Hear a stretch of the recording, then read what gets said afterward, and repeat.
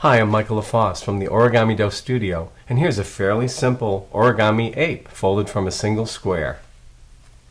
Let's learn how to fold this origami ape. Begin colored side up if using origami paper that's white on the other side. Fold in half, bottom edge to top. Unfold. Fold in half, edge to edge the other way.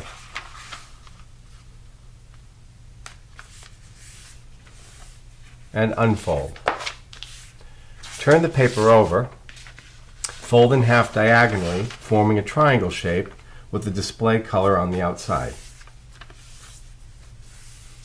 Unfold, rotate, fold in half diagonally the other way.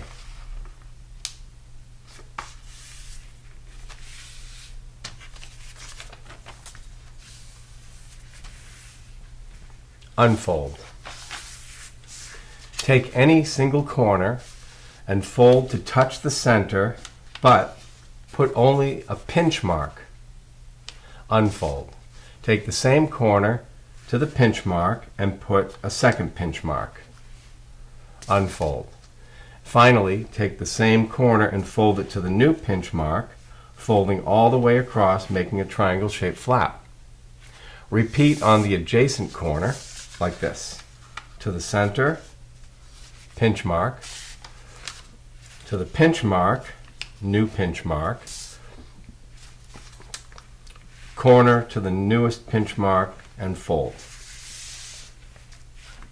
We're going to use the crease pattern to collapse the shape into a classic water bomb or balloon base. So we're using the diagonal valleys and then putting the layers together on top. One side of the paper is a single triangle, the other side has facets. Take all the layers on the right half and fold, aligning with the center crease.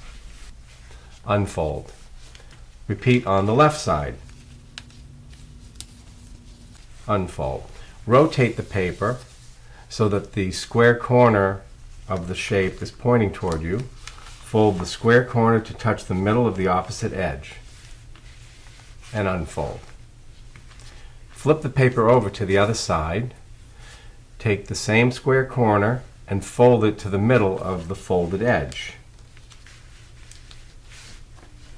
Unfold and rotate the paper so that it looks like this.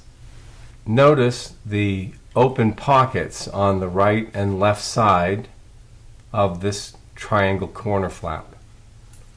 We're going to spread squash those, and that means we need to spread them first like this and then squash flat. Notice that I'm moving this horizontal crease below the level of the folded edges formed here. The result will be a trapezoid instead of a square. Narrower at the bottom edge, wider at the top. Continue to spread and flatten, coaxing the shape into a nice geometry. Here's the trapezoid. Turn the paper over to the other side.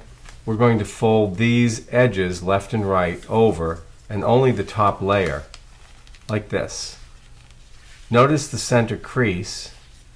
The edges will not be able to reach the center crease, but you should place them parallel to the center crease, the limit being here at the head.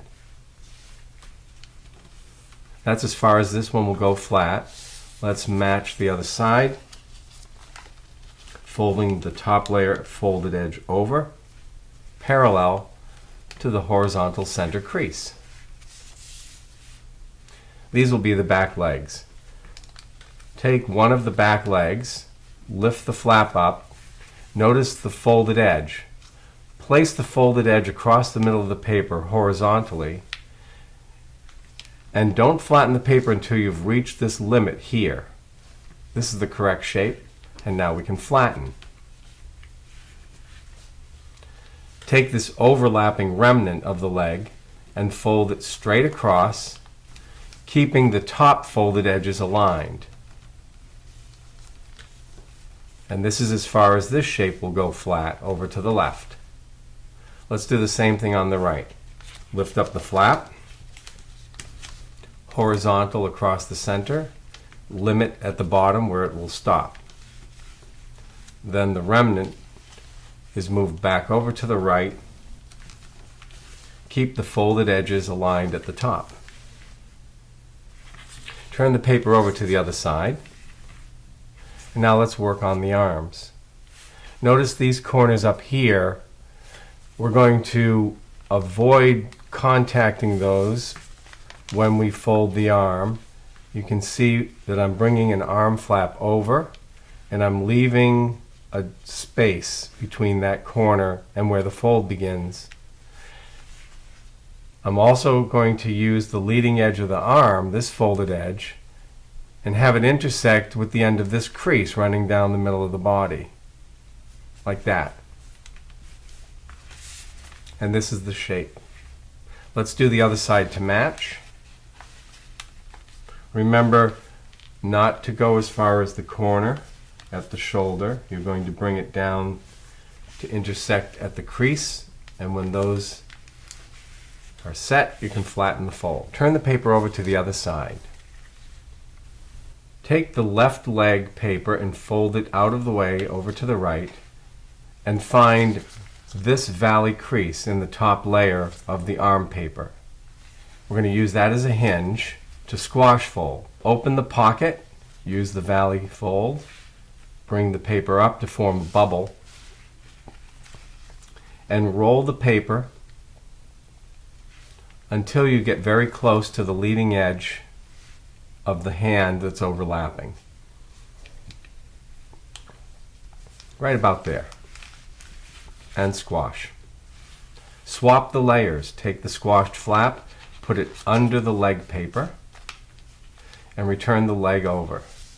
Let's do the same thing on the other side. Move the leg out of the way. Find your valley crease. Open the pocket. Squash. And try to make the shape symmetrical down here to what you have done before. Take the squashed flap and put it under the leg paper and return the leg. Your paper should look like this. Turn the paper over to the other side. Now we're going to work on shaping the hands. Begin by taking the topmost hand and folding it over right about there, stopping at the bottom here and arriving up above where the body begins, right about there. Let's do the same thing with the other hand to match, like that. Next, we shall squash fold those flaps, and to do so you find the opening in the short edge at the front so that you can open the paper like a cone and flatten it into the shape of a kite. Repeat with the other hand.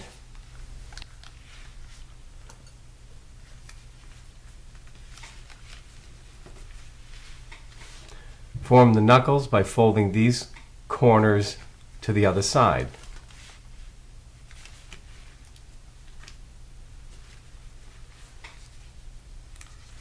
You can tuck any excess into the kite, like that. Turn the paper over to the other side. Now we can three-dimensionalize the ape. Pull the leg papers open a bit like that. Toggle the head just back and forward a little bit so that it's not so flat. Pull open the arms.